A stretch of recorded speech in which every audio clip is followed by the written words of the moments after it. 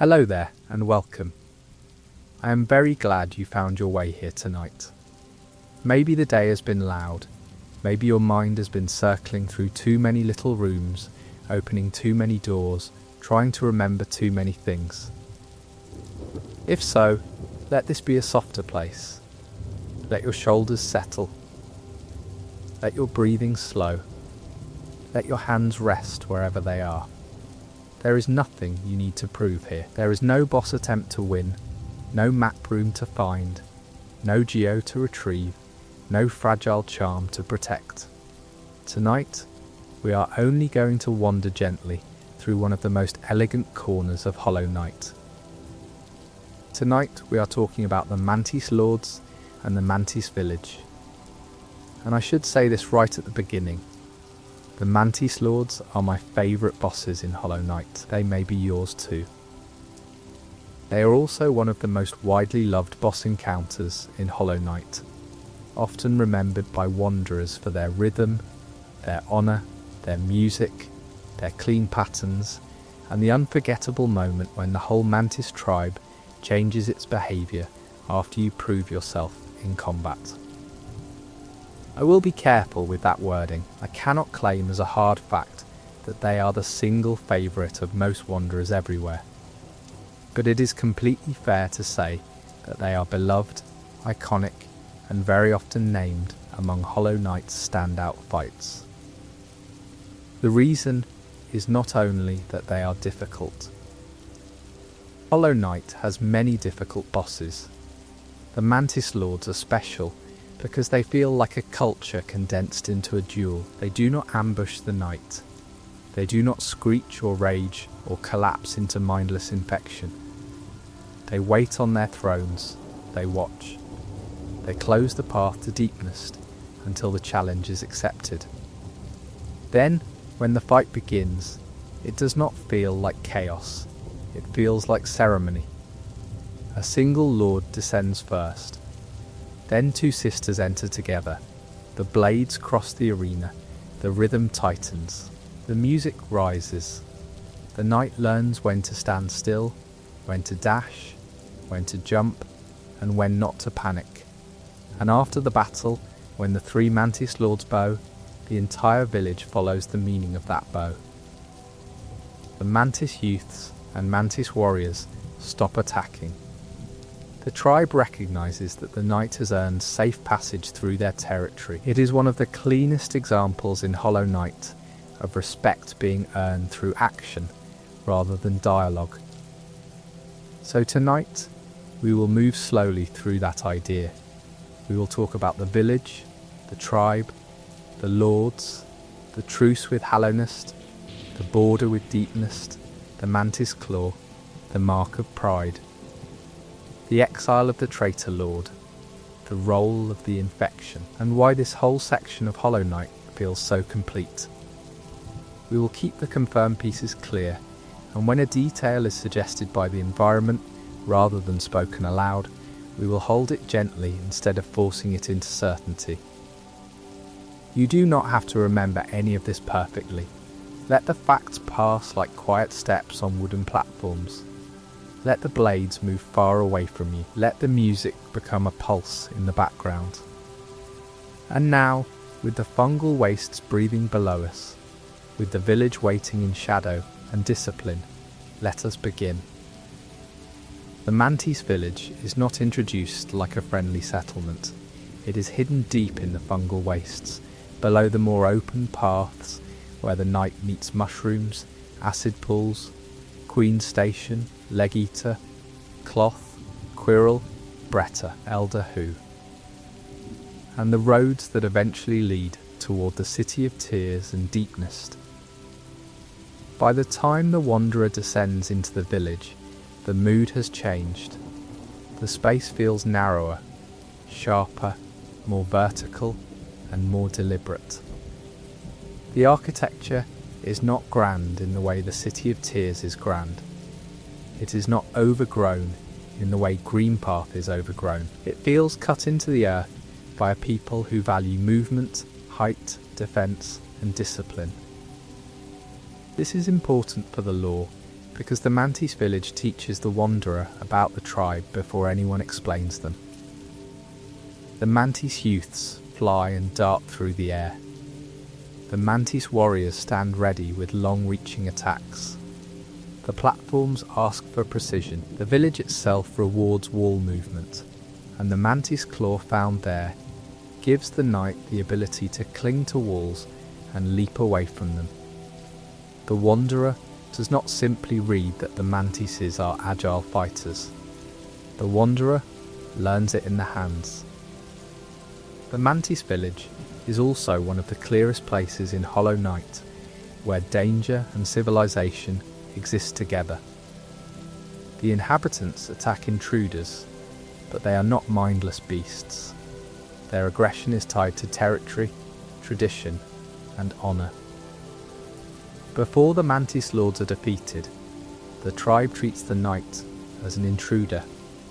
After the Mantis lords are defeated, that same tribe stands down. This single change tells us more about the Mantises than a long speech could.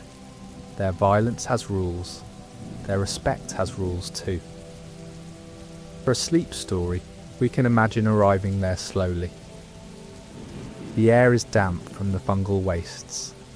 The mushrooms glow faintly above.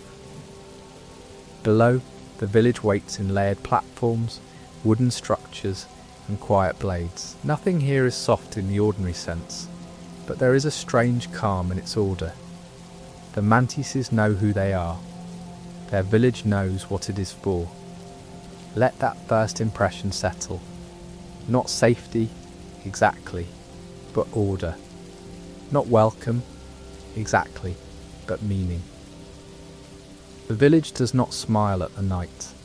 It measures them. The Mantis tribe is described as proud, fierce, and protective of its territory. Their traditions are old, reaching back before the kingdom of Hallanest was founded. That means the Mantises are not merely another group living inside the Pale King's ruined realm. They have their own identity, their own territory, and their own ancient customs.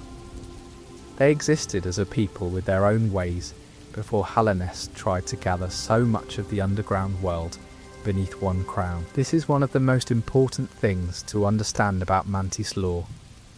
The tribe is not simply part of Hallanest in the same way the City of Tears or the Crossroads are part of Hallanest. The Mantises had no love for the kingdom. They did not become loyal citizens out of admiration. They negotiated a truce. The terms of that truce allowed them to keep sovereignty over their own domain while taking on the duty of holding back the beasts of Deepnest. That truce is a beautiful piece of political world building. The Pale King's realm was full of different peoples, not all of whom loved each other. Some accepted the king's rule, some resisted, some made arrangements. The Mantises did not lose themselves inside Hallanest. They remained a separate, proud tribe with a guarded border and a duty that mattered to the wider kingdom. Even after Hallanest fell into ruin, the Mantis lords and their tribe continued to hold that vigil. So when we walk through the Mantis village, we are not only walking through an enemy area, we are walking through a surviving culture. A severe one, yes, a lethal one, certainly, but also one with memory, rank, discipline, and a code. Hollow Knight never asks us to approve of every tradition. It simply lets us see that the tribe is more than monsters on a screen. A proud tribe beneath the mushrooms, a border held in silence, a people who did not love Hallanest, but kept a promise even while Hallanest decayed around them. The Mantis lords are three sisters who lead the Mantis tribe. The Hunter's Journal identifies them as leaders of the tribe and its finest warriors. That wording matters because it joins authority and skill together. They rule not because they are distant nobles hidden behind guards, but because they are the greatest examples of the tribe's own martial tradition. Their throne room is also their arena. Their leadership is inseparable from their combat. When the knight first enters the throne room, The Mantis Lords do not immediately attack. They sit high above, calm and watchful. If the knight approaches the gate to Deep Mist before challenging them, they close it. This is one of those small within Hallownest actions that communicates lore through behaviour. They are guarding a border. They are not simply waiting to be triggered like ordinary enemies. They control access, observe intruders, and respond with authority. The challenge begins only when the Wanderer chooses to strike or otherwise initiate the duel. This voluntary beginning is part of why the fight feels honourable. The Mantis Lords are dangerous, but they do not behave like a mindless infection-driven ambush. They accept the knight as a challenger. The arena seals. The duel becomes formal.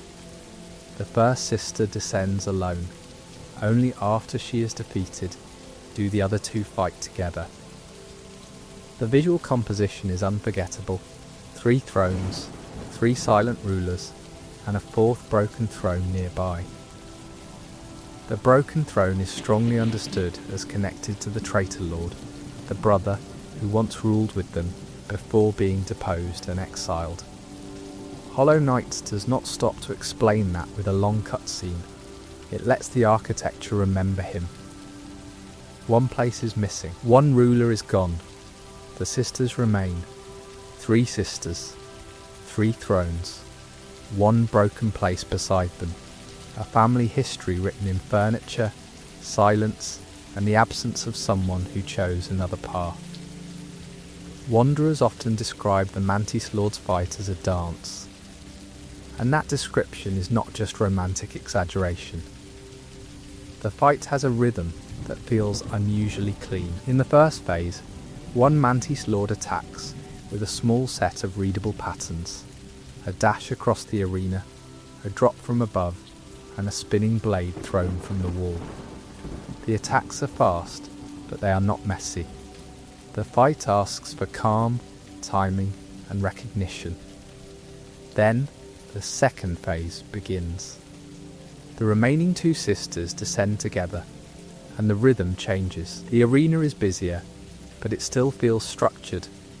The 2 lords alternate and combine their movements. Blades cross and return. Dashes come from both sides.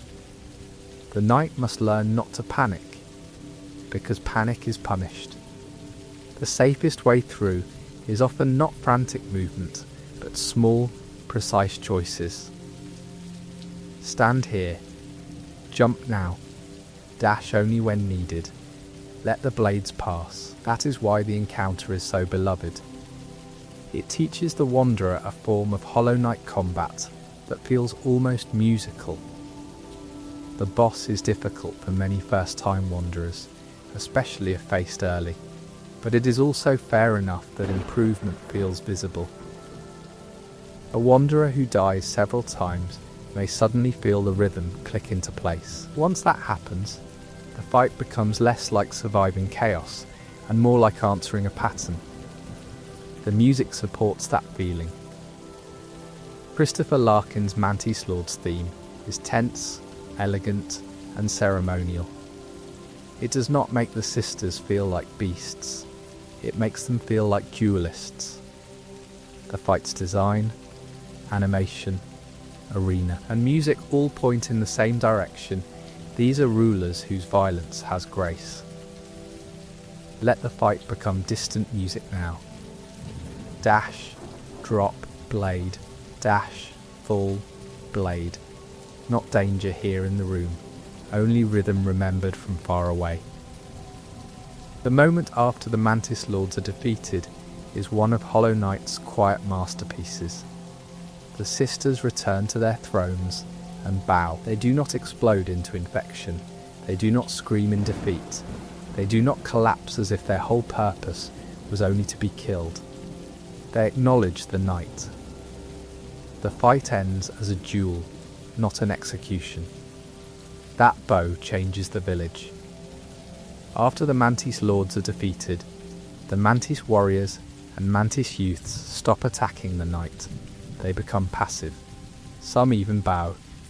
This is not merely a practical convenience. though it is convenient. It is a cultural statement. The knight has proven something under the tribe's own rules, and the tribe respects that proof. The mark of pride becomes available after this victory. Its description says it is given freely by the Mantis tribe to those they respect. That is one of the cleanest item descriptions in Hollow Knight. The charm is not stolen from them in the same moral sense as looting a forgotten chest in a dead ruin. It is a sign of respect. In the knight's hand, it increases the reach of the nail. Symbolically, it is a mark from a people who value strength, skill, and honour. There is a sleep-like comfort in this clarity. The knight enters as an intruder. The knight challenges the leaders. The knight wins. The leaders bow. The village stands down. Hollow Knight rarely gives such a direct social transformation. Here the rules are severe, but they are understandable. Earn respect, and the blades lower. Imagine the bow slowly, 3 heads lowered. A village becoming quiet, not because it has been conquered, but because it has recognised a worthy challenger. The Mantis claw is found in the Mantis village, and it allows the knight to cling to walls and jump away from them. This ability is one of the major turning points in Hollow Knight's movement. Before the Mantis claw, many vertical spaces feel closed. After it, the world opens upward and sideways. Walls become roads, gaps become invitations, old rooms become new possibilities. Placing the Mantis claw inside the Mantis village is thematically perfect. The Mantises are wall-clinging, leaping, vertical fighters. Their young and warriors move through the village with the kind of agility the wanderer is about to gain. The knight does not become a mantis, of course, but the knight learns something in a mantis place. The ability is not random. It belongs to the environment that teaches it. The item description calls it a claw carved from bone. It is simple, physical, and practical. It does not come from a dream realm or a higher being. It is a tool of movement, found among a tribe whose whole way of fighting depends on movement. Once taken, the knight can climb vertical surfaces by sliding and jumping from wall to wall. This makes the village one of Hollow Knight's great teaching spaces. The wanderer acquires the claw, then uses it to move through rooms that previously felt difficult or impossible. The village asks you to learn a new relationship to walls. Then, once you have that skill, the way toward the Mantis Lords becomes reachable. The duel is not only a combat test, it is also the culmination of learning how this place moves. Wall to wall, slowly now. Grip, slide, leap, grip, rise, leap. The Mantis claw turns stone into a ladder and silence into a path. The Mantis tribe's truce with the Kingdom of Hallownest is one of the most interesting political details in the fungal wastes. The Mantises did not love Hallownest. The Mantis Lord's Hunter's journal entry makes clear that the tribe and the bugs of Old Hallownest had no affection for one another. Yet the tribe and the kingdom reached an agreement. Under that agreement, the Mantises retained sovereignty within their domain. In exchange, they kept the beasts of Deepnest at bay. This is why their village matters beyond itself. Mantis Village is not only a home, it is a border fortress. To its west and north lie other parts of the fungal wastes and Hallownest's roadways. Below and beyond the Mantis Lords' arena lies an entrance to Deepnest, one of the most hostile and unsettling regions in Hollow Knight. The truce appears to have endured even as Hallownest fell. That is remarkable. The Pale King's kingdom collapsed under the weight of the infection. The city emptied, roads decayed, and many minds were lost. But the Mantises continued guarding their border. They did not do this because they loved Hallownest. They did it because the agreement, the vigil, and their own code still held meaning. This makes the Mantis Lords strangely admirable. They are lethal, but they are not faithless. They are proud, but not chaotic. Their village preserves a political memory long after the power that negotiated with them has faded into ruin. A truce remains, a vigil holds. Somewhere below, Deepness waits. Somewhere above, the ruined kingdom sleeps. Between them, the Mantises keep their claws ready. The entrance to Deepness beneath the Mantis Lords is one of the most memorable transitions in Hollow Knight. Deepness is dark, hostile, and disorienting. It is the sort of place that makes many wanderers immediately miss the clean discipline of the Mantis village. The fact that the Mantis Lords guard access to that region matters deeply. The Mantis' duty was to keep Deepness's beasts confined to their own territory. The village therefore functions as a boundary between two very different kinds of danger. On one side is the structured danger of the Mantis tribe: rules, challenge, honour, and recognition. On the other side is the crawling terror of Deepness: ambush, darkness, hidden movement, and predatory uncertainty. This contrast makes the Mantis Lords look even more noble in retrospect. When you first reach them, they may seem like the obstacle blocking your progress. But once you pass through to Deepness, you understand why a border like theirs matters. Their harshness has a purpose. Their vigilance protects the rest of the region from something worse. That does not mean they are gentle. It means their violence is ordered. They are gatekeepers in the old sense, guardians of a threshold. To pass, the knight must meet their standard. When the knight does, they open the way. Deepness is no safer for it, but the passage has been earned. Think of the gate below the arena, closed at first, open later. Beyond it, darkness, behind it, three sisters watching from their thrones. One of the most important facts about the Mantis tribe is that they resisted the infection. Quirrell observes that the sickness clouding the minds of lesser beasts does not overcome them in the same way. He describes them as retaining their intellect and honour, while also keeping their lethal traditions. That line is central to understanding why the village feels different from so many other hostile areas in Hollow Knight. Most enemies in Hallownest attack because they are infected, territorial, feral, or trapped in old patterns. The Mantises are territorial and lethal, but they are not simply reduced to orange-eyed madness.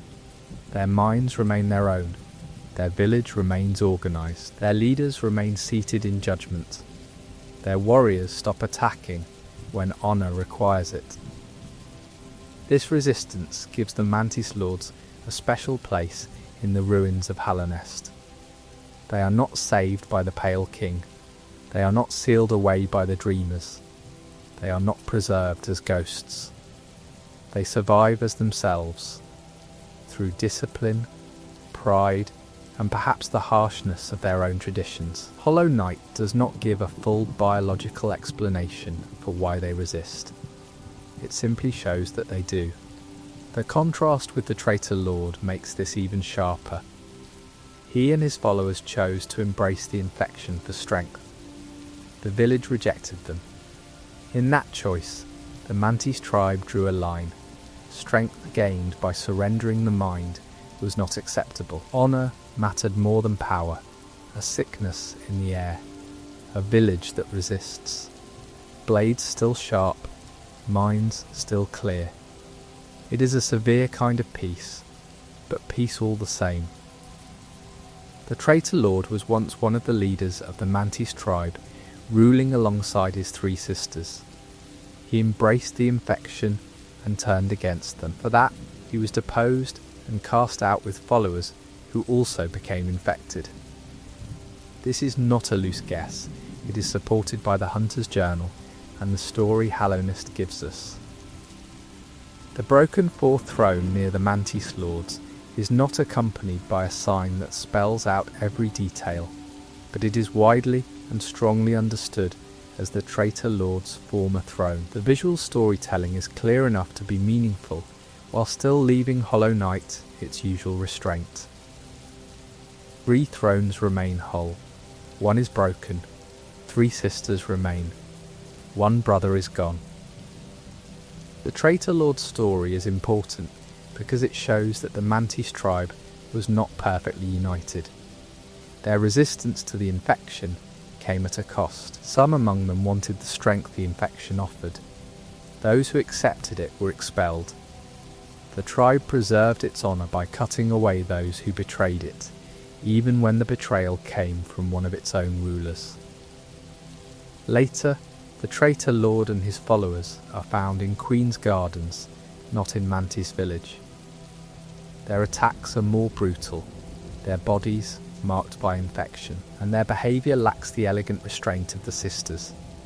He is a mirror of what the Mantis Lords refused to become. 1 broken throne, 1 exiled lord, 3 sisters who stayed, a family divided by the question of strength, pride, and what must never be surrendered. The ordinary members of the Mantis tribe are just as important to the feeling of the village as the lords themselves. The Mantis youths fly through the air and attack from above. Their dream nail dialogue suggests a pressure to prove strength to the tribe. The Mantis warriors fight from the ground with disciplined, dangerous movements and protect the territory fiercely. These enemies prepare the Wanderer for the Lords. The village is not a random collection of hazards before the boss. It is a training ground in Mantis logic. Youths teach you to watch the air. Warriors teach you to respect range and timing. Platforms teach you to move vertically. The Mantis Claw teaches you to hold the walls. By the time you reach the throne room, the tribe has already been teaching you its language. After the Mantis Lords are defeated, these same enemies become passive. That transformation is one of the strongest proofs that the tribe is intelligent and socially ordered. Their aggression was not endless, it was conditional. Once the leaders acknowledge the knight, the tribe follows. That is why returning to Mantis Village after the duel feels so satisfying. The same corridors that once snapped with danger become almost peaceful. The Mantises are still armed, they are still proud, but now the knight walks among them with earned respect. The young in the air, the warriors on the floor, the lords below, all of them part of one disciplined village, all of them listening when honour changes the rules. Quirrell can be encountered near the entrance to the Mantis village after the Wanderer reaches the area where the Mantis Lords are found. He advises caution and suggests that the knight may want to visit the nailsmith before challenging them. This is both useful advice and gentle character writing. Quirrell understands that the Mantises are not ordinary opponents. His observation about the tribe resisting the infection is also one of the most important pieces of spoken context for the area. Quirrell recognises that the Mantises retain intellect and honour. He does not treat them as simple monsters. As he often does, he helps the Wanderer look at Hallownest with curiosity rather than only fear. Quirrell's presence is especially valuable because the village itself does not explain much in words. The Mantises do not sit down and tell the knight their history. They show it. Quirrell helps translate just enough for the Wanderer to understand the difference between infected madness and Mantis discipline. For a sleepy narration, Quirrell is like a calm voice at the threshold. He does not remove the danger, but he helps name it. He reminds us that even hostile places can be understood, and that understanding makes fear quieter. A traveller by the village, a warning given kindly. A reminder that the Mantises are not mindless, and that sometimes the wisest thing before a duel is preparation. The Mark of Pride is one of the most thematically perfect charms in Hollow Knight. It is found in Mantis Village, in a chest that becomes accessible after defeating the Mantis Lords. Its description says it is freely given by the Mantis tribe to those they respect. In the Knight's hand, it greatly increases the range of the nail and asks for 3 charm notches. The charm's name matters. It is not called the Mark of Victory or the Mark of Conquest. It is pride, and pride is central to the Mantis tribe. In many stories, pride is treated only as a flaw. Here, it is more complicated. Mantis pride can be deadly and exclusionary, but it also preserves honour, discipline, and resistance. Their pride is why they do not surrender to the infection. Their pride is why they honour a worthy challenger. The increased nail range also fits the tribe's fighting style. Mantises fight with reach, precision, and control of space. The Mark of Pride lets the knight strike from farther away, making the knight's combat feel a little more like the disciplined spacing of the tribe that gave the charm. Receiving this charm feels different from taking treasure from a corpse or buying a charm from a shop. It feels ceremonial. The village that once attacked you now offers something of itself. Not friendship exactly, not warmth. Respect, a charm in a chest, a longer reach, a mark from a proud tribe. Respect, given freely after the blades have spoken. Elder Hu is a warrior dream found in the fungal wastes, and his story connects indirectly to the Mantis tribe. He believed madness had overtaken the village and tried to purify the area, but after defeat, his dialogue reveals the tragedy.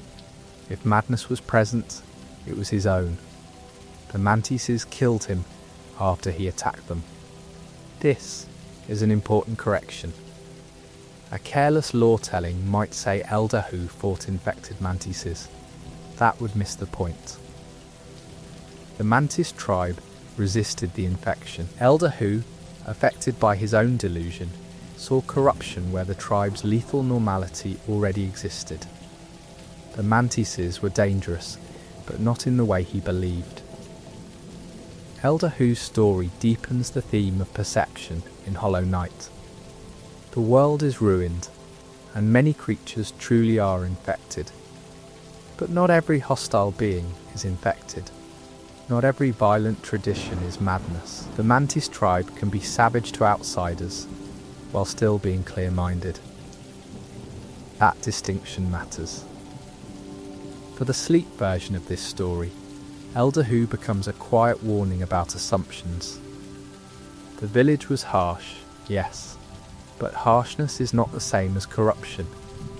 The Mantises were right to defend themselves from someone who attacked them under a false belief. A ghost with a mistaken mission. A village wrongly judged. A sad little truth in the fungal dark. Sometimes the monster we think we see is not the one in front of us. Honour is one of the most repeated ideas around the Mantis Lords, and it is not invented by the fandom. Quirrell explicitly describes the tribe as retaining honour.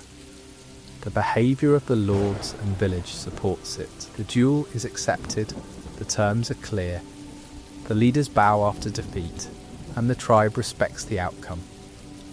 That honour does not make them harmless. Hollow Knight rarely uses moral categories that simple. The Mantises kill intruders. Their lore tablet welcomes wanderers seeking death and promises a swift end on their claws. Their traditions are lethal. The point is not that they are kind. The point is that their violence has a code. This is why the Mantis Lords stand apart from many other bosses. They do not fight because they have lost themselves. They do not fight because they are puppets of a higher power. They fight because the night has entered their domain and accepted their challenge. When the night wins, they accept that too. In a world full of decay, infection, and broken memory, that kind of consistency feels almost noble. The Mantis Lords are not gentle rulers. They are not sentimental. But they are coherent. They know what respect means. They know what defeat means. They know when to lower their blades. Honour does not always look soft. Sometimes it looks like a closed gate, a formal duel, and 3 rulers bowing when the challenger survives. In the Godhome ritual, the Mantis Lords appear in Godhome, summoned like other powerful beings through the Godseeker's ritual. They appear in the pantheon of the artist as the Mantis Lords, and in the pantheon of Hallownest, they appear in a stronger form known as the Sisters of Battle. The Sisters of Battle version is especially beloved because it realises a fantasy many wanderers imagined after the original duel. What if all 3 sisters fought together at once? In the original Mantis Lords fight, 1 sister fights first, then 2 fight together. In Sisters of Battle, all 3 can engage simultaneously, making the rhythm denser and more demanding. Lore-wise, Godhome is its own strange ritual space, so we should be careful not to treat every Godhome fight as a normal event happening in the physical Mantis village. But the Hall of Gods text frames the Mantis Lords as noble sister gods of combat and notes that they watch over a village of warriors. That language captures how the Godseekers perceive or elevate powerful beings. For wanderers who already loved the original fight, Sisters of Battle feels like an encore. The same elegance intensified, the same honour made more dangerous. The same dance, now with every sister moving at once. 3 sisters in a dreamlike arena. Blades crossing like music. Not a place we need to survive tonight. Only an echo of combat made ceremonial again. Wanderers remember the Mantis Lords because the encounter is elegant from every angle. The setup is clear. The arena is simple. The attacks are readable. The music is unforgettable. The reward changes the village. The lore behind the fight makes the victory mean more than progress. Very few encounters in this world combine teaching, atmosphere, challenge, and cultural storytelling so neatly. They also arrive at a perfect moment in many playthroughs. By the time the Wanderer reaches them, Hollow Knight has taught basic movement and combat, but the Mantis Lords demand a higher level of confidence. They are often one of the first bosses that make Wanderers feel they have truly improved. The fight is hard enough to be memorable, but fair enough to become satisfying. The post-fight bow is the emotional key. If the sisters simply died, the fight would still be good. But because they bow, the Wanderer understands that the battle was not only mechanical, it had social meaning. The village's behaviour changes because the tribe's judgment has changed. That is why saying they are a favourite does not feel like exaggeration. They are a favourite because they are not only a test of skill. They are a conversation in the Mantis language. Strike, dodge, endure, prove, bow. A favourite boss can be more than a hard fight. Sometimes it is a memory of finally matching a rhythm and being recognised by the world for doing so. Care matters in Hollow Knight lore because Hollow Knight leaves many things implied rather than fully explained.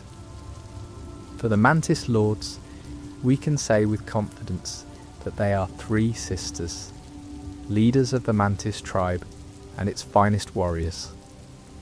We can say they resisted the infection. We can say the traitor lord embraced the infection and turned against them. We can say the tribe had a truce with Hallownest involving Deepnest. But we should be careful with anything beyond that. We should not invent personal names for the 3 sisters. The story does not give them individual names. We should not claim that the broken throne is absolutely confirmed by a spoken line, when the evidence is environmental and supported by connected references. We can say it is most likely the traitor lord's former throne, which is careful and accurate. We should not say the Mantis tribe is friendly after the fight. They are respectful, not necessarily friendly. We should not say they loved the Pale King. The lore points the other way. They had no love for Hellenist, but maintained a truce. We should not say Elder Hu was correct about them being corrupted. His own later dialogue suggests he was wrong. This care does not make the story weaker, it makes it stronger. Hollow Knight's mystery works best when we do not pretend every shadow is a fact. The confirmed lore is already beautiful enough. Let accuracy feel restful. We do not have to force the story beyond what it says. The truth is enough.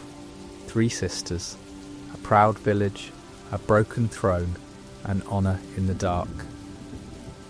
There is another way to understand the Mantis Lords, and it is to begin with stillness rather than motion. Before they are a fight, they are 3 figures sitting above the floor of a throne room. Their blades are not yet moving. Their bodies are not yet crossing the arena. They are simply watching. That waiting matters. Many dangers in Hallownest rush toward the night the moment the distance is closed. The Mantis Lords do not. Their first language is restraint. They allow the intruder to stand before them. They allow the room to become tense. They allow the challenge to feel chosen. That restraint is part of why their violence feels so different from infected violence. The infection is noisy even when it is silent. It fills bodies with pressure, light, urgency, and loss of self. The Mantis Lords show the opposite condition. They are sharp, but not fevered. They are fast, but not frantic.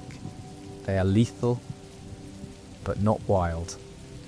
Their movements suggest a mind behind the blade, and because of that, the encounter becomes one of the clearest portraits of uninfected will in all of ruined Hallownest.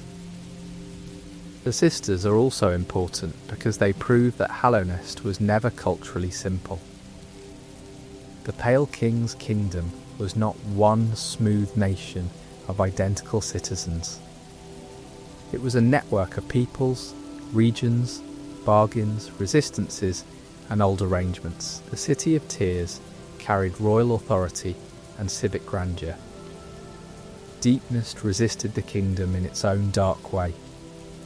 The hive sealed itself apart. The Mantis tribe held its village through pride, strength, and negotiated distance. The Mantis Lords sit at the centre of that political texture. They are not merely local rulers. They are evidence that Hallownest contained powers the Pale King did not simply absorb. The truce between the Mantis tribe and Hallownest is especially rich because it does not sound affectionate. The tribe and the bugs of old Hallownest had no love for each other, and that phrasing is severe. It does not say they were secret friends. It does not soften the relationship into romance or loyalty. It says there was no love, and yet there was a bargain. That is more interesting. It means respect, necessity, and border politics mattered where affection did not. The Mantis Lords kept Deepnest beasts at bay, not because they adored Hallownest, but because an agreement had been made, and because their own territory demanded vigilance. This is why the Mantis Lords feel so old in the structure of the world. They are part of a promise that outlived the kingdom that made it. The Pale King is gone. The City of Tears is flooded with rain and memory. The crossroads fall further into sickness. Dreamers sleep. Roads collapse. Yet the Mantis tribe still holds the line. That is not sentimental loyalty. It is pride, discipline, and perhaps a kind of stubborn honour deeper than politics. The agreement remains because the mantises remain themselves. Deepness makes that duty easier to understand. Deepness is not simply another dangerous area. It is a place of darkness, hidden flaws, whispering movement, and predatory uncertainty. Its inhabitants feel almost opposite to the mantises. The mantis village is dangerous in open form, platforms, warriors, vertical paths, clear attacks, visible challenge. Deepness is dangerous through concealment, collapsing ground, narrow tunnels, unseen crawlers, false safety, and the feeling that the walls themselves are watching. To guard a border against deepness is to guard against a different philosophy of danger. The door beneath the Mantis Lords therefore means more than a gate. It is a symbolic line between two kinds of fear. On one side, fear can be answered with skill. On the other, fear often comes from not knowing where the threat is. The Mantis Lords preside over the threshold between those worlds. They do not make deepness gentle, but they make passage into it meaningful. If the knight enters through their chamber, the descent is not an accident. It is permitted after proof. That permission is one of the most beautiful pieces of the Mantis Lords' story. They do not become friendly in a soft way. They do not explain themselves. They do not apologise for the wounds they gave. They simply recognise victory and open the social order around it. The village no longer treats the knight as prey or intruder. The warriors stand down. The youths stop attacking. Some bow. The tribe's law has changed because the challenger met the highest standard the tribe could offer. This is why the bow after battle feels larger than the fight itself. The sister's bow is not dramatic in a loud way. It is brief, controlled, and unmistakable. The same bodies that flashed across the arena now bend in acknowledgement. That movement transforms everything that came before it. The fight was not murder. It was not rage. It was not a random obstacle. It was a test within a culture that understands challenge and recognition. The mark of pride deepens that recognition by turning respect into an object. It is described as freely given by the Mantis tribe to those they respect. Those words matter. Freely given, not stolen, not pried from a corpse, not taken from a forgotten room with no owner left to care. Given, the charm therefore carries a social meaning that many treasures in Hallownest do not. It is proof that the tribe's bow was not only an animation of politeness, it changed the knight's standing. The effect of the mark of pride also suits the tribe perfectly. It extends the nail's reach, allowing strikes from farther away. The mantises fight through range, timing, and control of space. Their blades define distance. Their thrown weapons cross the arena with clean geometry. Their dashes punish bad positioning. A charm from such a people should not simply make the bearer tougher. It should teach reach. It should let the nail behave, in a small way, with Mantis discipline. The charm's name is equally important.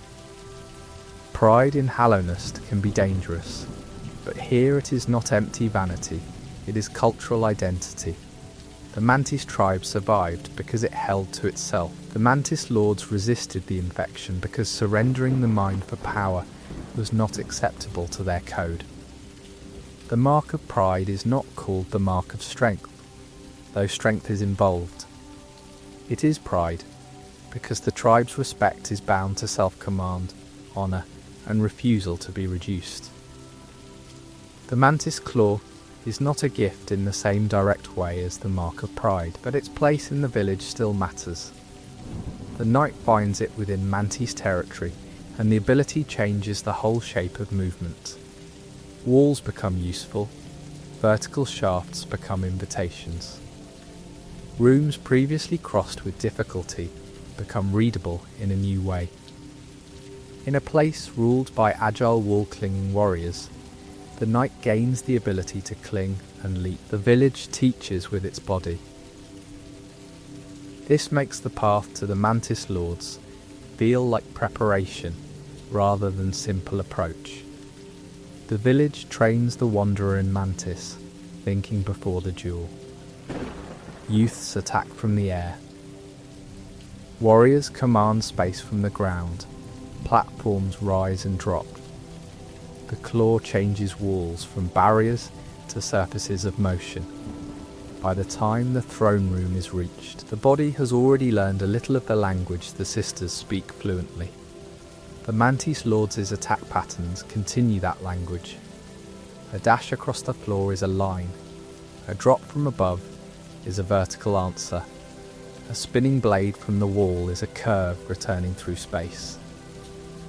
In the second phase, two sisters create overlapping rhythm rather than random chaos. The arena becomes a small piece of music made from geometry. The lesson is not to panic. The lesson is to listen with the hands. The music of the fight reinforces the same truth. Christopher Larkin's theme does not make the Mantis Lords sound like diseased beasts. It gives them tension, elegance and ceremony. The percussion and strings feel quick but controlled. The theme rises like a formal duel in a candlelit hall, even though the hall is carved below the fungal wastes. Music is not law in the same way an item description is law, but it shapes how the truth is felt.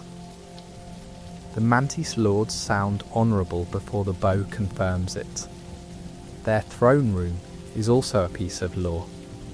3 thrones remain occupied, a 4th place is broken, and that brokenness is one of the strongest silent clues in their story. The traitor lord was once their brother and fellow ruler. He embraced the infection and was cast out with his followers. The broken throne does not need a speech to do its work. It lets absence sit beside authority. It says the family was once larger.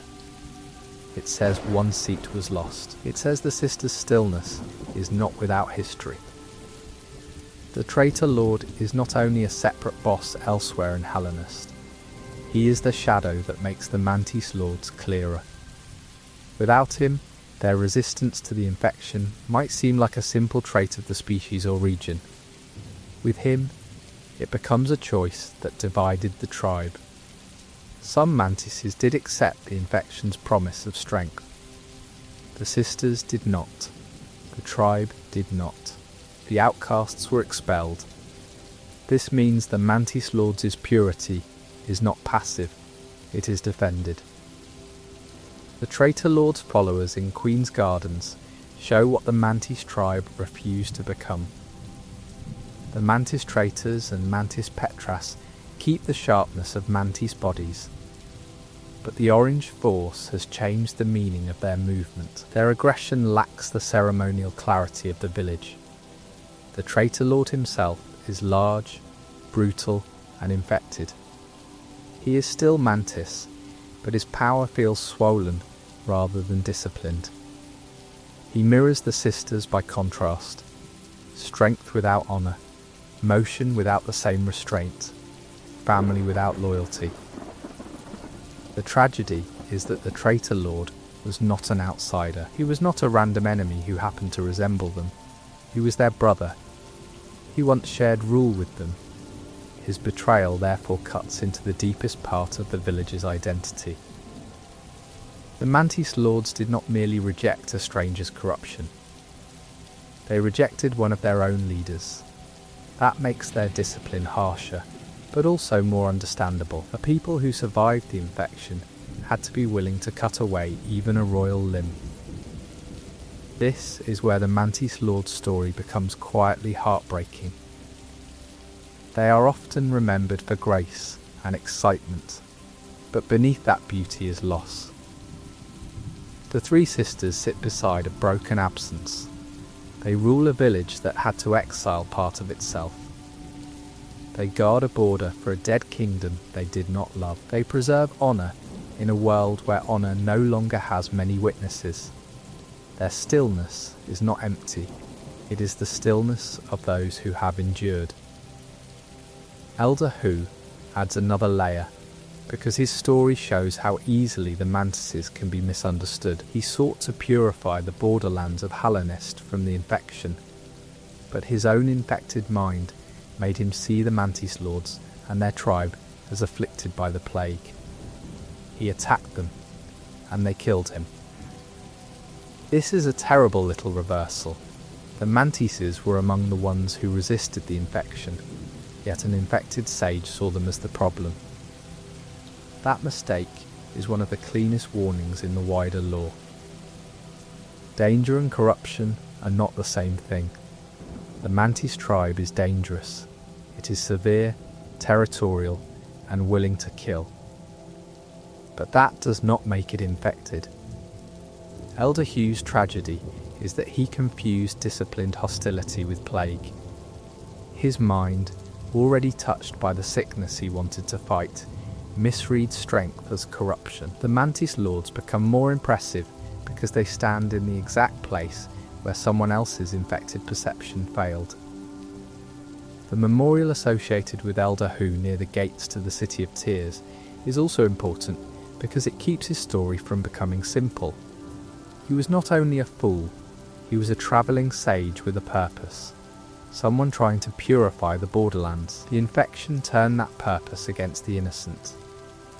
That is what the plague so often does in Hallownest.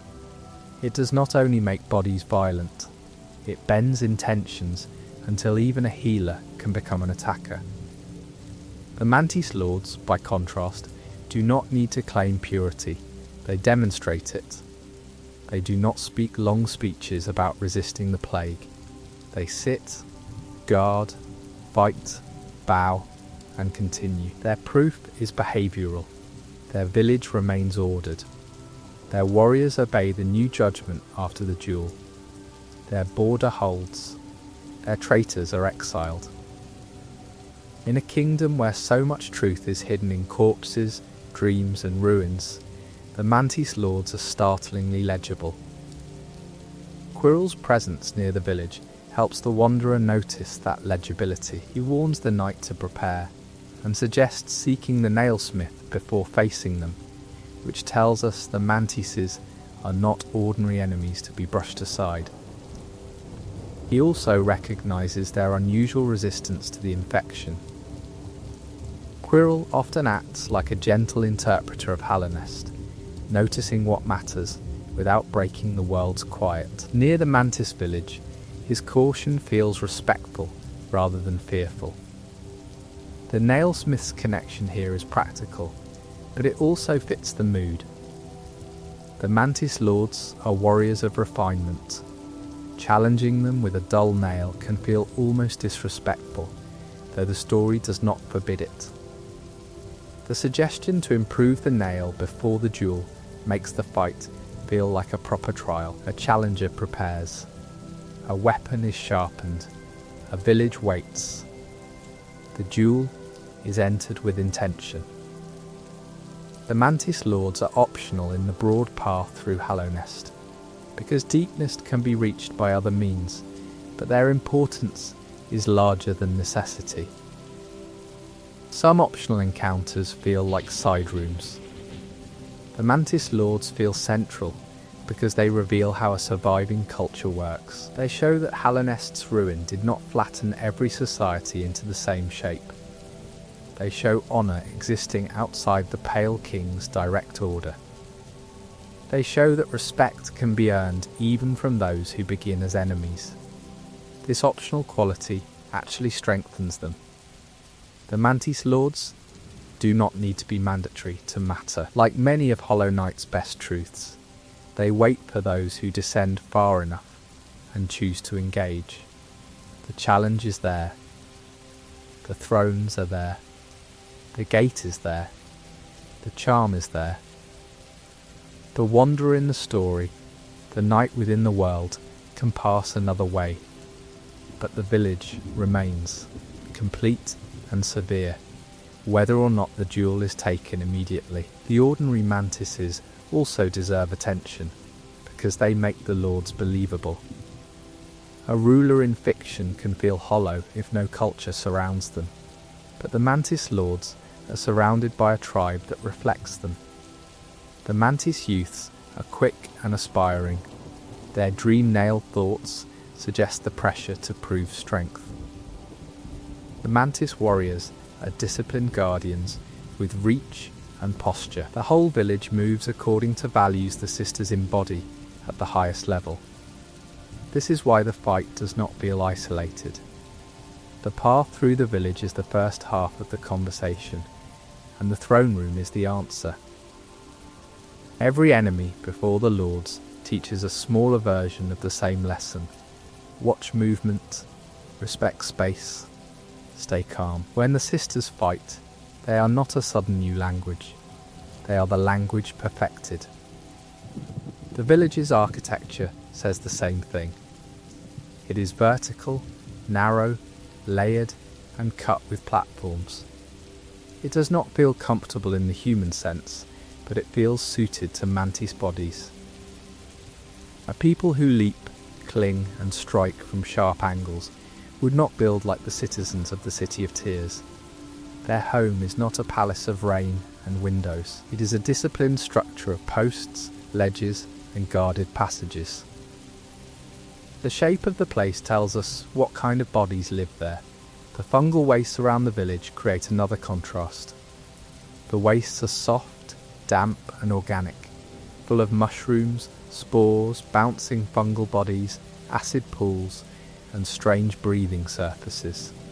The mantis village inside that region feels dry, cut, and martial. It is not separate from the wastes, but it is not dissolved into them either. The tribe has carved a severe order inside a strange living landscape.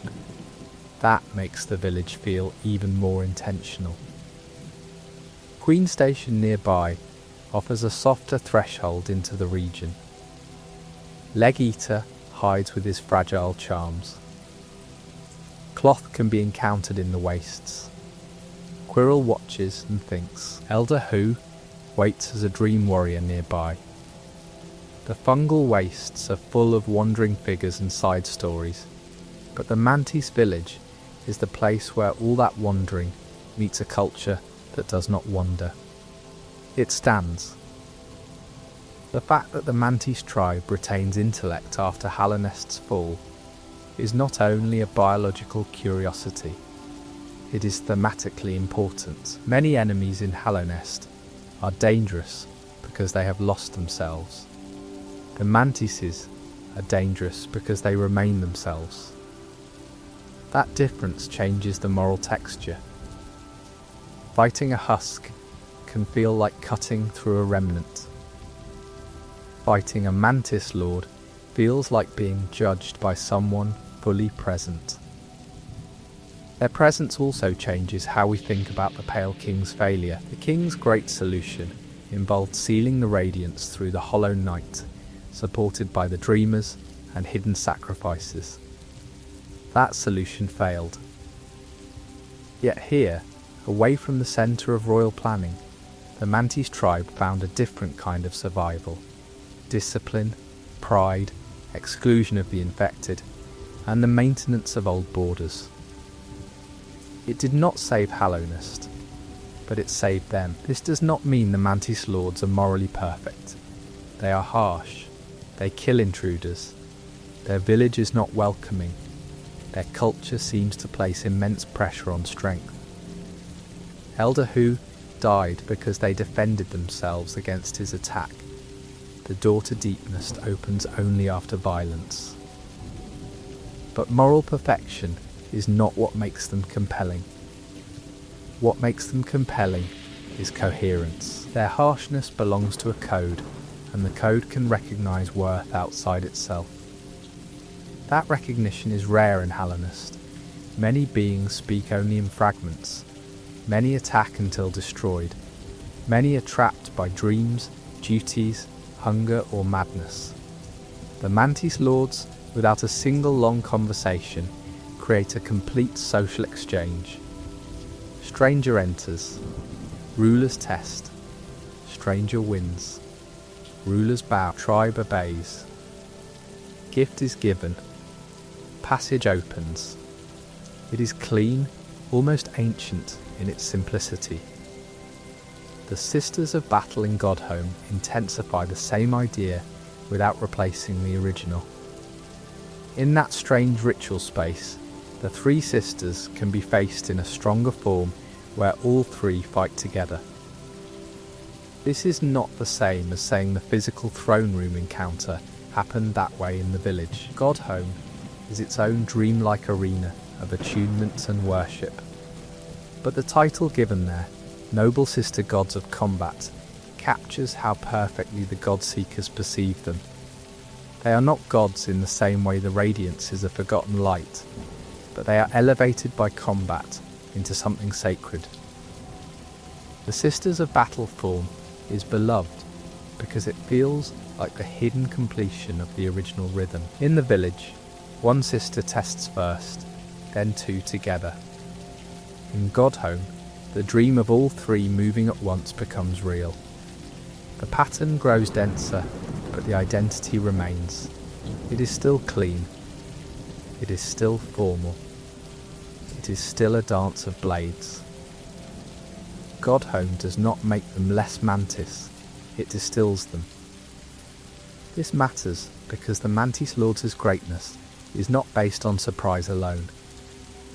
Once the first fight is learned, the pattern can become familiar, even comfortable. The Sisters of Battle prove that the same core design can become more intense without becoming messy. The Sisters' language is strong enough to support greater complexity. That is another sign of how complete they are as an idea. In a sleepy telling though, we do not need to stay in the hardest version of the fight. We can let Godhome drift away. We can return to the village, where the three thrones sit in the fungal dark and the duel begins with one sister descending. We can remember the pattern without needing to perform it. Dash, drop, blade, wait, breathe, move. Dash, drop, blade. The rhythm can become calming when it is far from danger. The Mantis Lords are also a lesson in how Hollow Knight uses silence. They have no spoken dialogue in the throne room. Their personalities are carried through posture, action, and consequence.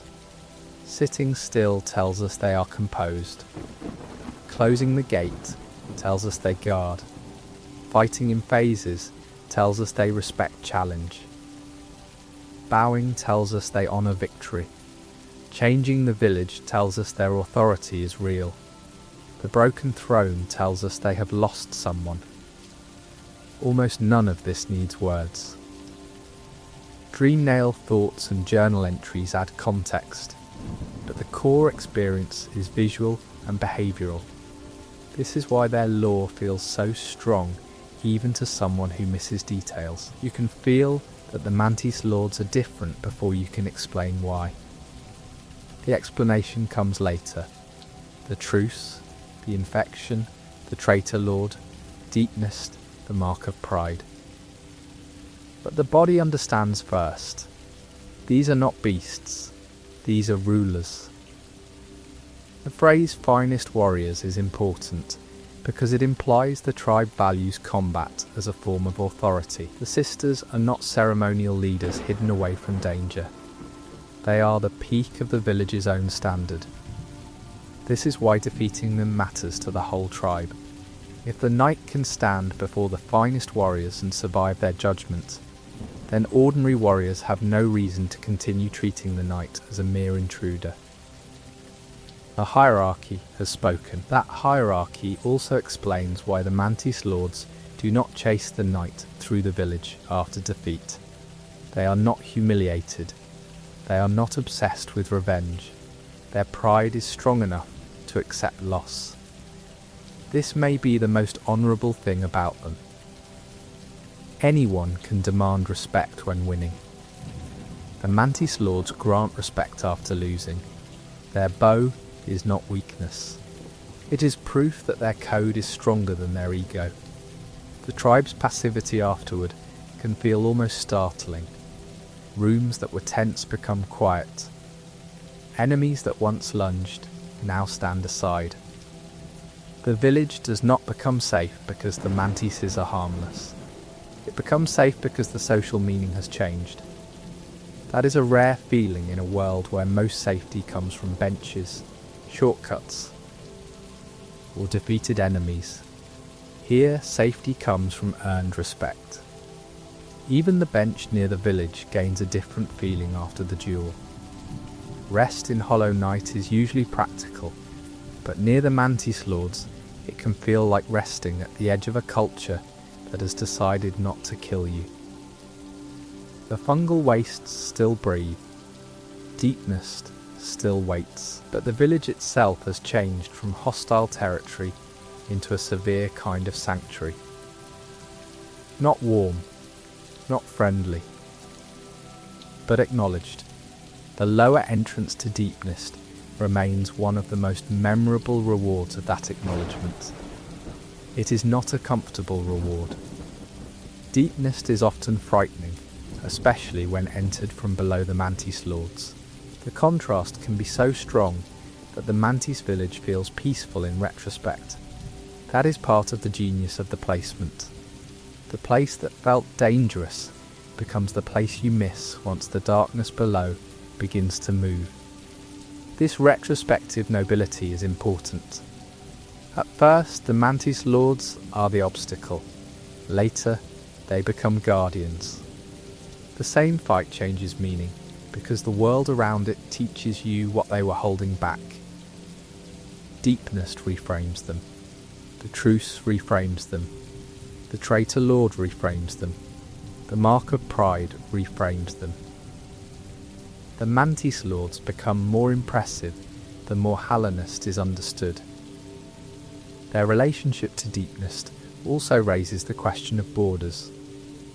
Hallownest is full of thresholds: the Black Egg, the City Gate, the tramways, the Abyss, the Queen's Gardens, the White Palace hidden in Dream, the sealed doors of the Watchers, the Stag Stations, the waterways, the cliffs. The Mantis Lords guard one of the most emotionally powerful thresholds because it is not sealed by magic alone. It is guarded by living will. In many ruined places, doors remain shut because mechanisms still work or seals still hold. In Mantis Village, the gate closes because the rulers command it.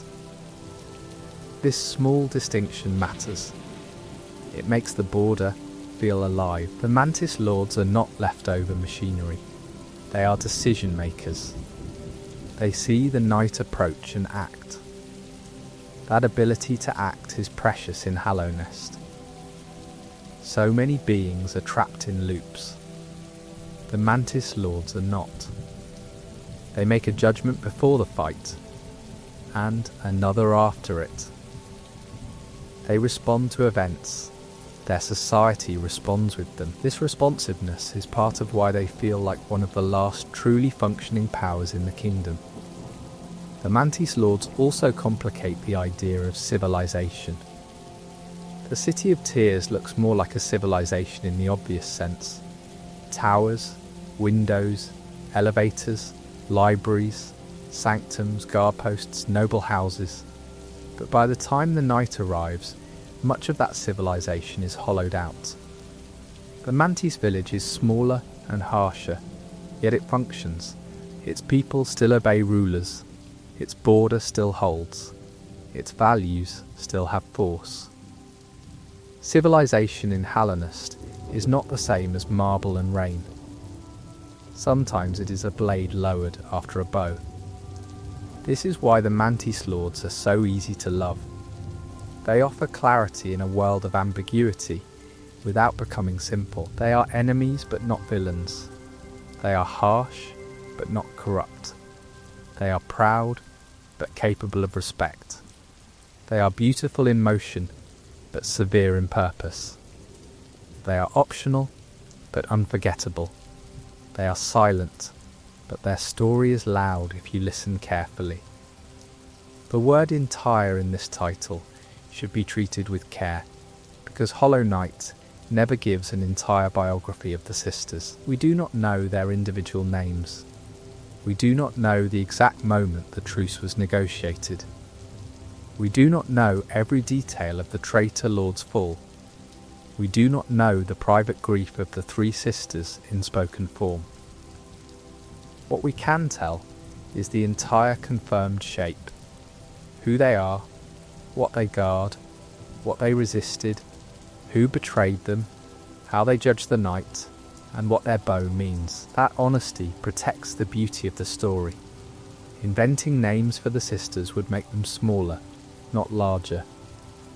Pretending to know private conversations would damage the silence that makes them powerful. Hollow Knight's lore often works because it leaves space around the truth. The Mantis lords are strongest when we let them remain partly unknowable. Three sisters on thrones, blades ready. History implied by a broken seat. The broken seat is one of the most elegant environmental details in the area. It does not shout, it sits near the three whole thrones and lets the mind notice asymmetry. Once the traitor lord's story is known, that asymmetry becomes grief. Before that, it may simply feel like ruin. Hollow Knight trusts the wanderer to return to images with new understanding. The room changes because knowledge changes. The same is true of the mark of pride. Before understanding the tribe, it may seem like a useful charm. After understanding the tribe, it feels ceremonial. The object is the same, but the meaning deepens. That is one of Hollow Knight's great pleasures. Items, rooms, enemies and gestures often become more significant after the fact. The world does not explain itself all at once. It waits for recognition. If we follow the Mantis Lords' story in order, it begins long before the night arrives. A proud tribe lives deep within the fungal wastes. The tribe and Hallinist do not love each other, yet they make a truce. The Mantises keep Deepnest's beasts contained. The kingdom falls into ruin, but the Mantises endure. The infection spreads, but the main tribe resists. One brother chooses the infection and is cast out with his followers. Three sisters remain on the thrones. The gate to Deepnest is still guarded. Then the night arrives. The village attacks because the night is an intruder. The Mantis claw is found, changing movement. Quirrell offers caution. The throne room is reached. The gate closes. The challenge is accepted. One sister descends. Then two. The blades cross. The duel ends. The sisters bow. The tribe stands down. The mark of pride is given. Deepnest opens. The story is simple in sequence, but rich in meaning. Later, the shadow of the tribe appears again through the traitor lord in Queen's Gardens. There, the infected branch of the Mantis story reaches its brutal end. If Cloth has followed her own path to that place, she may enter the fight and die striking the traitor lord, giving her a warrior's death. That moment is Cloth's story as much as his, and we should not make it only about the Mantis lords, but it still deepens the contrast. The infected brother dies far from the village. The sisters remain. The Queen's Garden setting matters because it is another place of fallen beauty. Thorned paths, overgrown structures, royal memory, and the White Lady's old presence surround the traitor lord's exile. The infected mantises there are not in the disciplined village anymore. They live in a broken garden, a place of beauty turned hostile. Their exile is geographical and spiritual. They are away from the thrones, away from the code, away from the bow. The Mantis Lord's silence toward the traitor lord after his exile is part of the restraint of the story. They do not mourn him aloud. They do not ask the night to avenge them. They do not send the night to Queen's Gardens. The world simply contains the consequences. A broken throne here. Infected traitors there. A brother fallen. Sisters still ruling. The night may connect the pieces, or may simply feel the sadness without naming it. There is a certain mercy in that silence for a sleep story. We do not have to make the sisters explain grief. We can let grief be architectural. The broken throne can hold it. The empty place can hold it. The bow can hold what words do not say.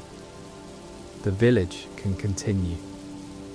Sometimes endurance is not dramatic. Sometimes it is simply staying seated where duty placed you. The Mantis lords are beloved for their fight, but they endure because the fight is not separate from everything around it. If the same patterns belonged to random infected monsters in an empty room, the encounter would still be well designed, but it would not have the same soul. The soul comes from context, the village, the truce, the gate, the bow, the charm, the broken throne, the infected brother, and the passivity of the tribe afterward. This is the secret of their perfection. Every part agrees. The arena agrees with the village. The village agrees with the movement ability. The ability agrees with the tribe's bodies. The fight agrees with the music. The music agrees with the bow. The bow agrees with the mark of pride. The mark of pride agrees with the culture. The culture agrees with the truce. The truce agrees with the guarded gate. Nothing feels wasted. Even their difficulty is placed well. The Mantis lords are hard enough to demand growth, but not so chaotic that the lesson feels unfair. Many who faced them early are defeated several times, then slowly begin to recognize the pattern. This recognition is satisfying because it feels like learning respect in both directions. The knight learns to respect the sister's speed, and after victory, the sisters respect the knight's skill. That mutual respect is almost gentle, even though it is built through blades. Hollow Knight rarely gives comfort in obvious ways. A town may be lonely, a friend may vanish, a dream may be a trap, but here comfort comes from being recognised by a proud enemy. The Mantis lords do not love the knight. They do not need to. Their respect is enough. For sleep, we can let that respect become quiet. We can imagine the village after the fight, when the warriors no longer attack. The same platforms remain, the same shadows remain, the same sharp bodies watch from their places, but the air has changed. The night can pass. The tribe's hostility has become stillness. It is not warmth, but it is peace. Picture the throne room without the urgency of combat. 3 sisters above, one broken place nearby, the gate beyond, the floor below. No blade moving yet, no music rising, only the quiet before a challenge or the quiet after one. The room is severe, but it is not restless. It can hold silence for a long time. Picture the first sister descending, but slowly now, like a memory rather than a threat. She lands. She waits. The dash that once crossed the arena becomes only a line in the mind. The drop from above becomes only a falling shadow. The spinning blade becomes only a circle returning to its owner. Nothing needs to be dodged tonight. Everything is far away. Picture the 2 sisters joining, but softly. The pattern overlaps without panic. One moves, then the other. A blade crosses high, then low. The knight stands in the space between. The rhythm is readable. The rhythm is steady. The rhythm is almost like breathing, wait, move, return, wait, move, return. What was once difficult can become calming when remembered from safety. Picture the end of the fight. The sisters return to their thrones. The bow comes like a small lowering of the world's sharpness. The arena opens. The village listens. The warriors know. The youths know. The tribe's law has been satisfied. Nothing more is demanded. The Mantis lords teach that not every battle in Hallownest is hatred. Some battles are tests. Some enemies are guardians. Some violence has rules older than the ruin around it. That does not make the blades harmless, but it gives them meaning. A meaningful danger is different from a meaningless one. The Mantises are dangerous with memory. They also teach that survival can look severe. The tribe did not survive by becoming soft. It survived by holding borders, rejecting corruption, respecting strength, and keeping its rulers at the height of martial discipline. This is not the only kind of survival in Hallownest, but it is one of the clearest.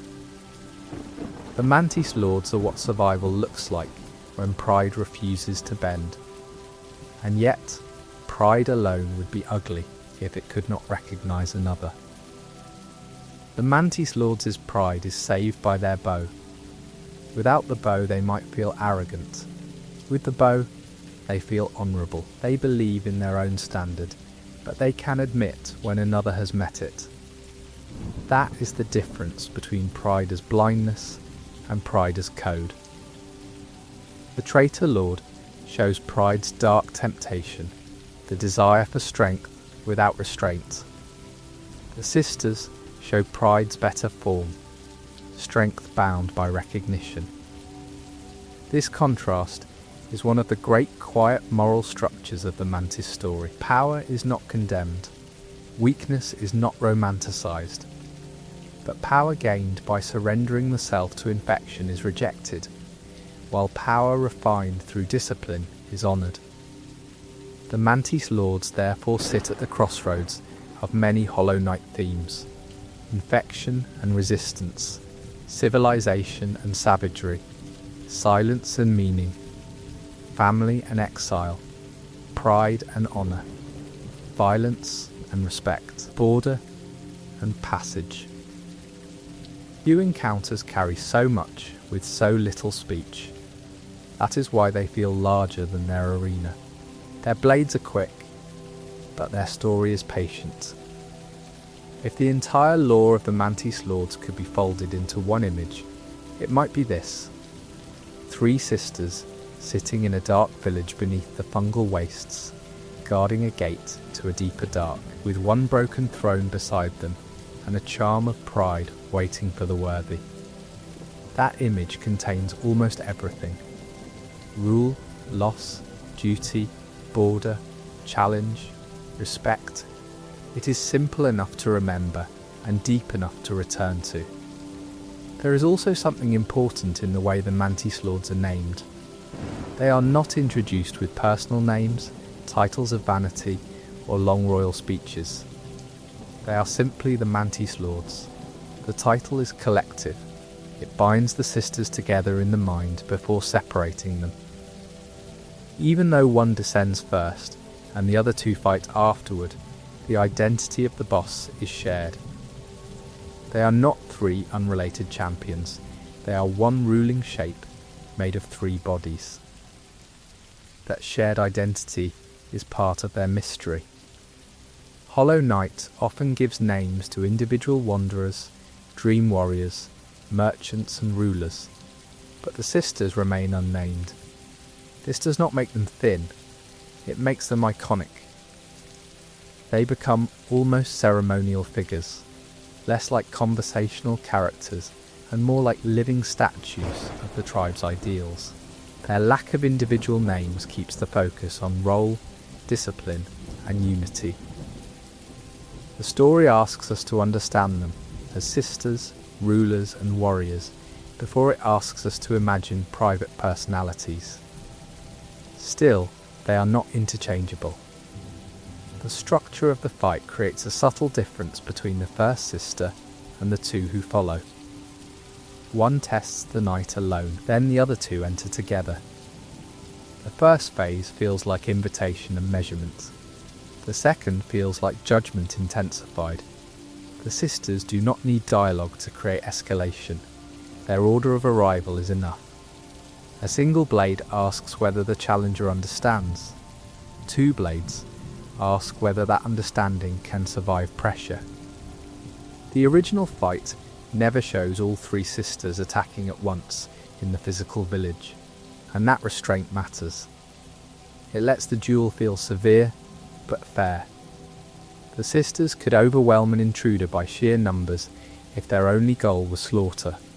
Instead, the structure feels like a formal challenge. 1, then 2. It is dangerous, but it still seems governed. The Godhome version later imagines all three in motion, but the village encounter keeps its own ritual balance. This is another reason the Mantis Lords feel honourable. They do not use every advantage immediately. They test according to a pattern. The arena itself becomes a kind of court. The knight stands below. The sisters sit above. The challenge begins when the ritual is accepted. The fight proceeds in stages. The result is acknowledged. Everything has form. In a world where the infection often destroys form from within, form itself becomes a sign of resistance. The Mantis Lord's resistance to the infection should not be misunderstood as softness or innocence. Their minds remain clear, but clear minds can still choose violence. They are not gentle healers or passive survivors. They are proud rulers of a warrior tribe. Their clarity makes them more responsible for their actions, not less. That is part of the complexity. The Mantis Lords are admirable because they remain ordered, not because they are harmless. Their village displays that same ordered danger. The warning tablet in the Mantis area welcomes wanderers seeking death and wishes them a swift end upon Mantis claws. That is not the language of a friendly border. It is the language of a people who expect intrusion to be fatal. Yet even this severe warning has a kind of honesty. The village does not pretend to be safe. It tells strangers what sort of place they have entered. The Mantis tribe's values are therefore visible at every level. Strength matters. Proving oneself matters. Territory matters. The tribe's young think of killing and proving strength. The warriors defend the paths. The lords embody mastery. The charm is called Mark of Pride. The village bow after victory is not sentimental, but it is real. Every detail points toward a culture where worth is tested through combat and acknowledged through discipline. This is why the Mantis Lords are different from a normal roadblock. They do not simply prevent movement. They define the terms of passage. A rock wall prevents movement because it is stone. A locked door prevents movement because it lacks a key. The Mantis Lords prevent movement because they judge. Their gate is political, social, and martial all at once. To pass through them is not only to solve a route, it is to be recognised by a sovereign people. Sovereignty is the right word to hold gently here. The Mantis tribe retained its own domain under the truce with Hellenist. That means the Mantis Lords were not merely local officers serving the Pale King. They were rulers within their own territory. The truce did not erase them into the kingdom.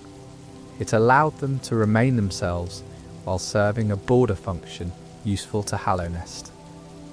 This makes their endurance after the kingdom's fall even more striking. They did not need the city to tell them who they were. The Mantis Lords' continued rule also makes the Mantis village feel more alive than many other places. In the City of Tears, The old hierarchy remains mostly as husks, corpses, and echoes. In the Mantis village, hierarchy still operates. The sisters rule, the tribe obeys, outsiders are challenged. Respect changes behaviour. It is one of the rare locations where social order is not merely remembered, but active. Active social order is powerful in a ruined kingdom because it creates contrast with emptiness. Hallownest is full of places where meaning has outlived the people who made it. Signs point to broken roads.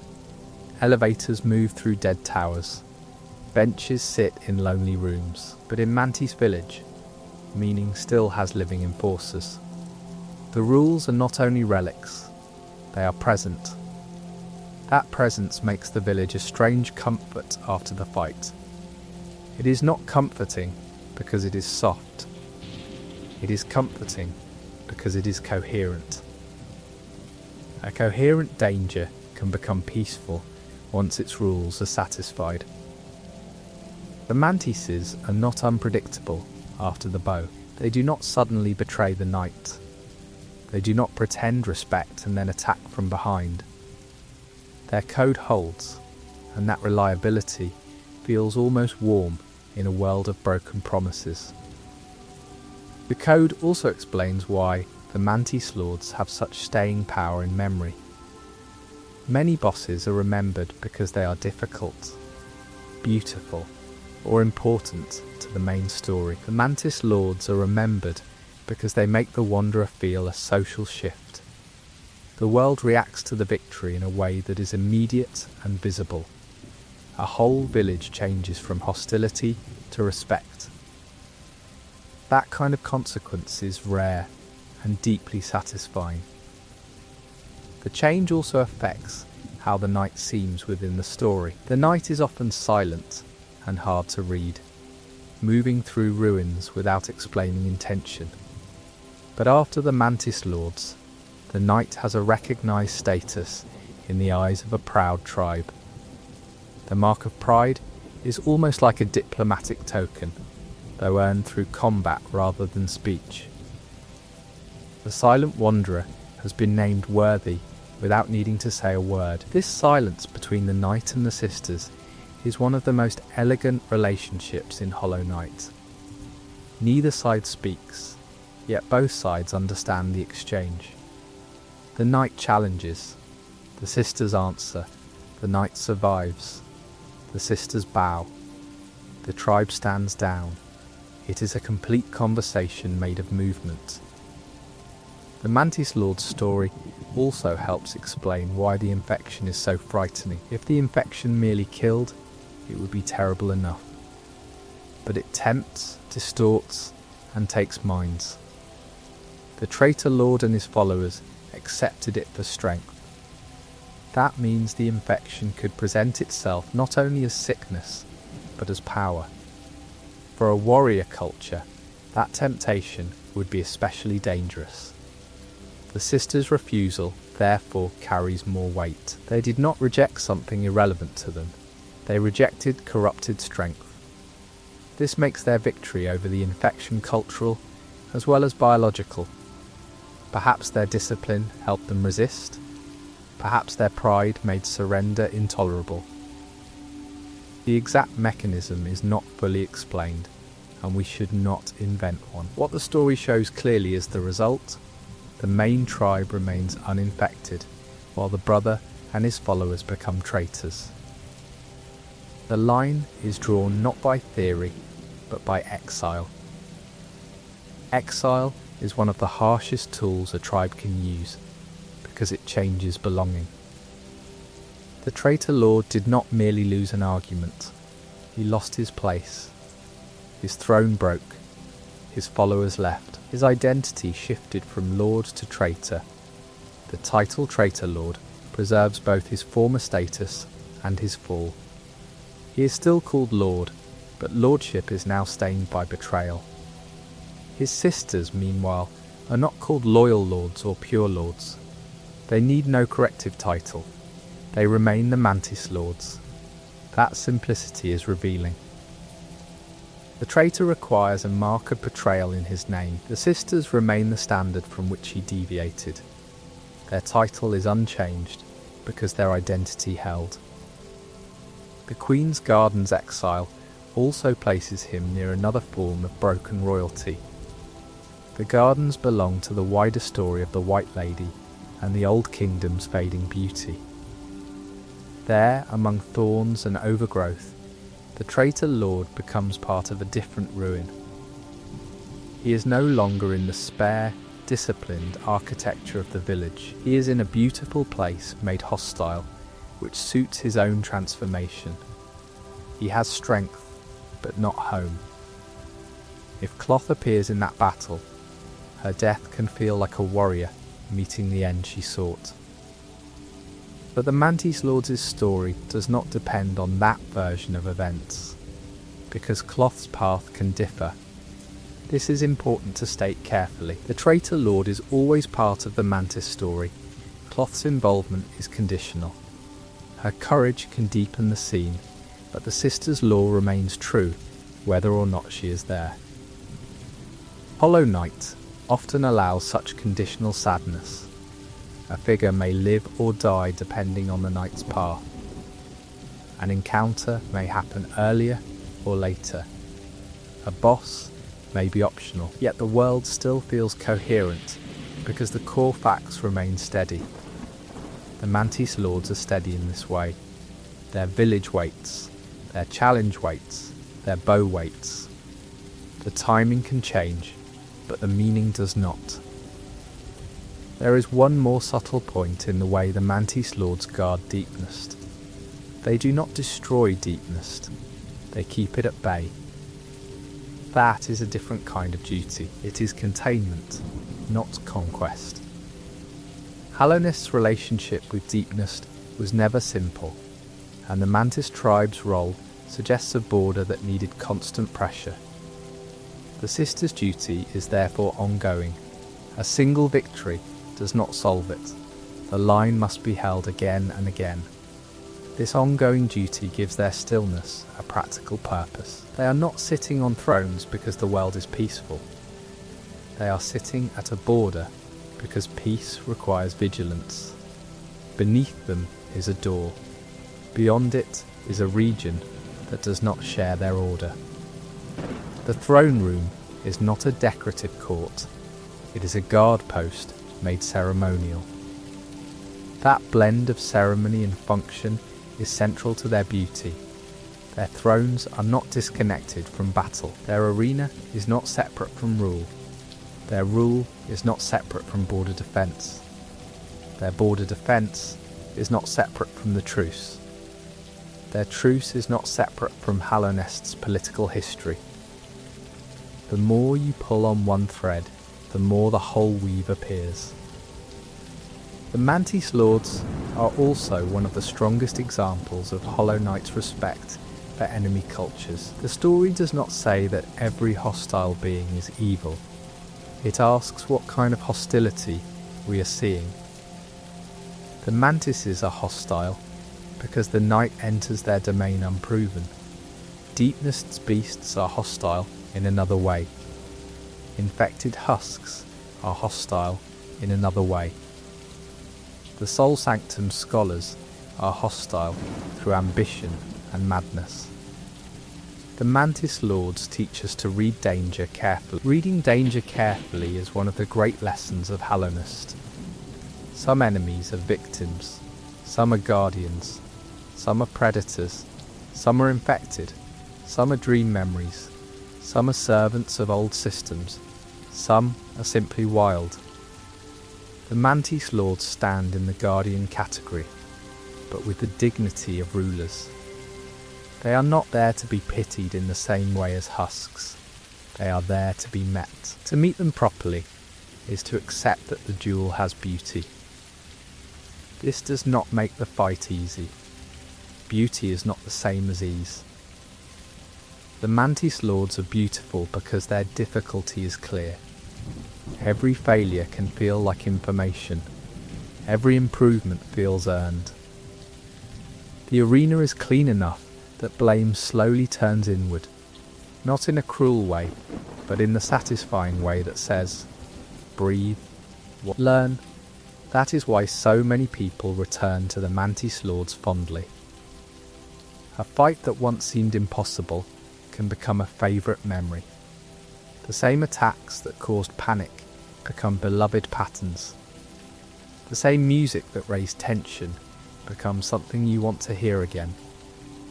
The same bow that first surprised you becomes the reason the whole encounter stays warm in memory. The warmth is unusual because the village itself remains dark. Nothing about the Mantis Lords becomes cute or openly affectionate. The warmth comes from respect. That is a more mature kind of comfort. It says, not every meaningful bond is friendship. Sometimes the most powerful connection is being judged fairly by someone severe. The knight, of course, does not smile, speak or celebrate.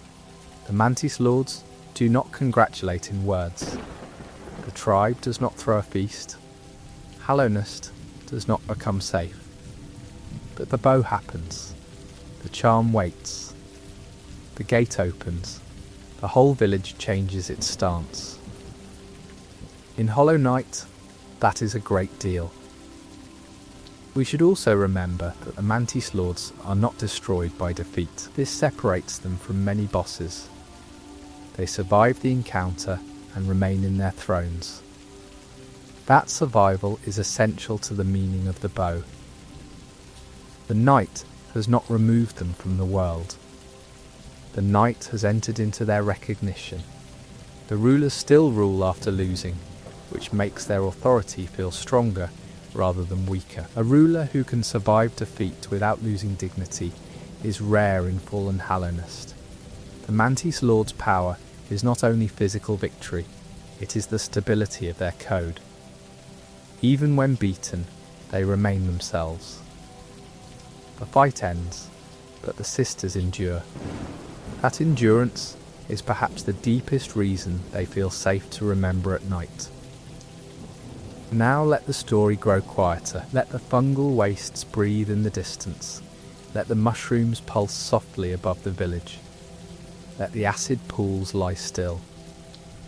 Let Queen Station rest with its old benches and lamplight. Let Leg-Eater mutter far away among fragile charms. Let Quirrell's warning fade into kindness. Let the path downward become slow. There is a final small comfort in remembering that the Mantis Lords do not need Hallownest to be restored in order to be meaningful. Their story is not waiting for the kingdom to heal. It is already complete in its own severe way. They had a duty, and they kept it. They had a brother, and they lost him. They had a code, and they followed it. They had a challenger, and they answered. They were defeated, and they bowed. In a ruined kingdom, that kind of completeness is rare. The sisters also remind us that silence can be full of character. A louder story might have given each lord a speech, a name, a regret, and a direct confession about the traitor lord.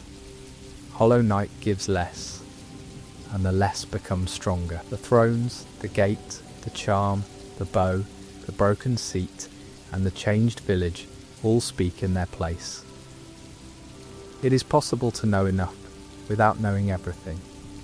It is possible for mystery to be accurate, and for restraint to be more truthful than explanation. That is why the Mantis Lords belong so naturally in a sleep story. Their fight is quick, but their meaning is steady. Their blades are sharp, but their code is clear. Their village is hostile, but not chaotic. Their grief is implied, but not forced. Their respect is brief, but unmistakable. They are severe enough to feel ancient, and graceful enough to feel almost musical. The mind can circle them gently, without needing to solve them. So if the title promises the entire lore of the Mantis Lords, this is the safe and honest entirety.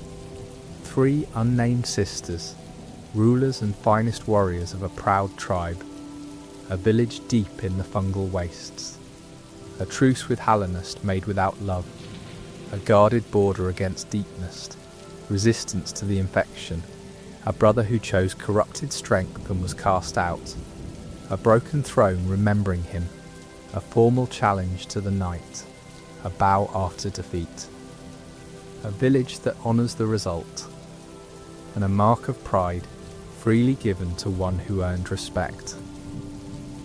And perhaps that is enough. Not every ruler in Hellenist needs a monument of words. Some are remembered by the way a room feels when they enter it. Some are remembered by the discipline of those who follow them. Some are remembered by a single bow after a hard battle. The Mantis lords are remembered by all of these things at once, and by the strange peace that comes afterward when a dangerous village decides that the night may pass. There is no need to soften them into friends, and no need to harden them into villains. They are sharper and more interesting than either shape. They are sisters, rulers, guardians, duelists, survivors, and witnesses to an old bargain. They remain where they belong, above the gate, keeping the dark below from becoming the whole story. And when sleep comes, they can remain there without demanding anything more from us. 3 quiet silhouettes in the fungal dark, holding their border, holding their grief, holding their pride, while the rest of Hellenist settles into distance and the night grows kind and still. The village is quiet now. The Mantis youths are still. The Mantis warriors hold their places without anger. The platforms wait in darkness. The Mantis claw rests where it was found, a memory of walls becoming roads. The throne room below is not calling anyone tonight.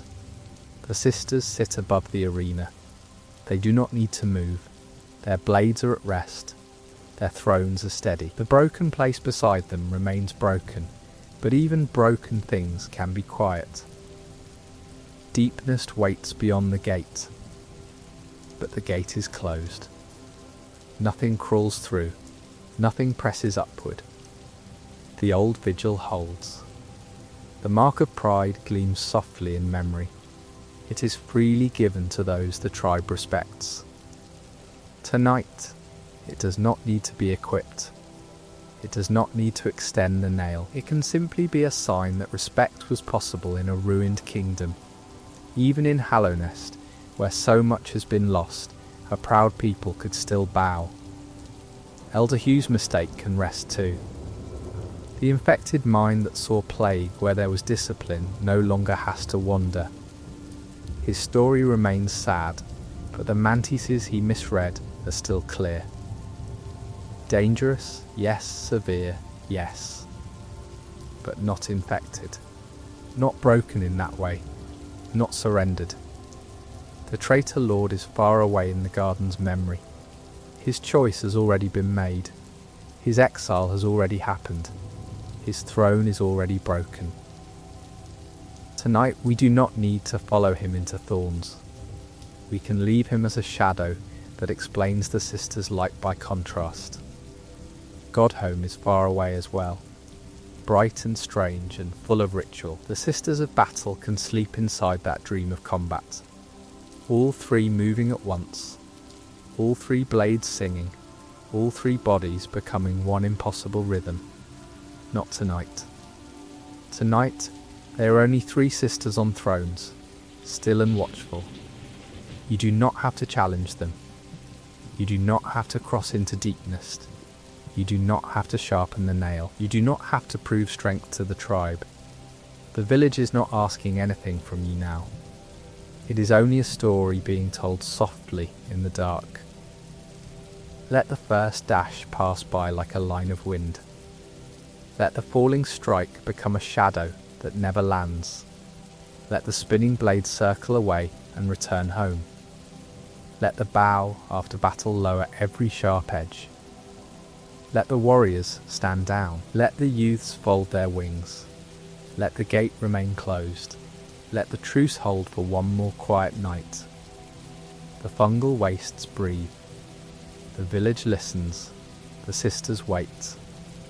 And you can rest. There is no arena beneath you. No blade crossing the room. No deepness dark at your feet. Only the slow rhythm of a story that has already ended.